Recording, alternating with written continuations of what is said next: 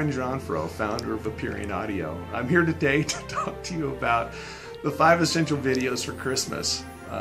These are my 5 essentials. I understand that the landscape of offerings in that genre is broad and deep, running from the sublime to the impossible to watch.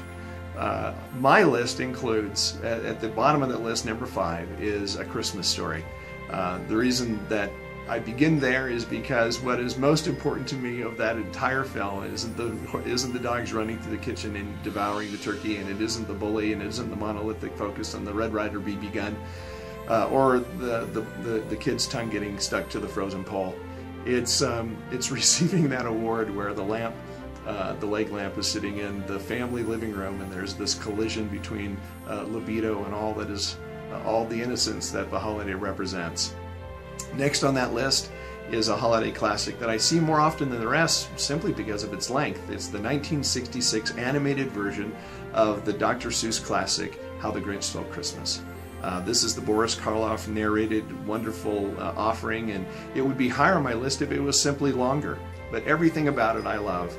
And it appeared at a time where animation had taken a serious nosedive, and we were stuck with this really pathetic offering of still life offerings like Rudolph the Red-Nosed Reindeer and Herbie the Dentist and all that other crap that we hated to watch.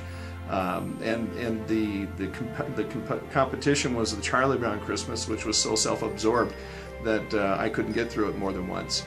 So I love the How the Grinch Stole Christmas, and that's number 4 on my list.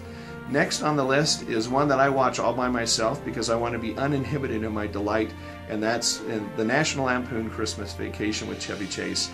There's so much about that that's inappropriate, and so much about that that is cringe-worthy and fun.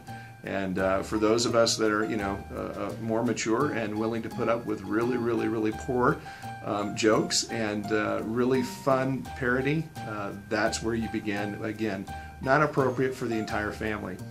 Number 2 on that list is Miracle on 34th Street, the 1947 black and white version.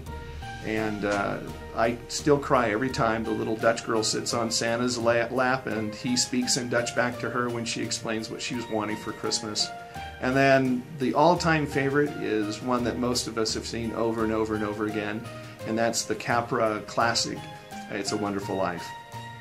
Now I know that for you, you may include a whole variety of other offerings that are different than these.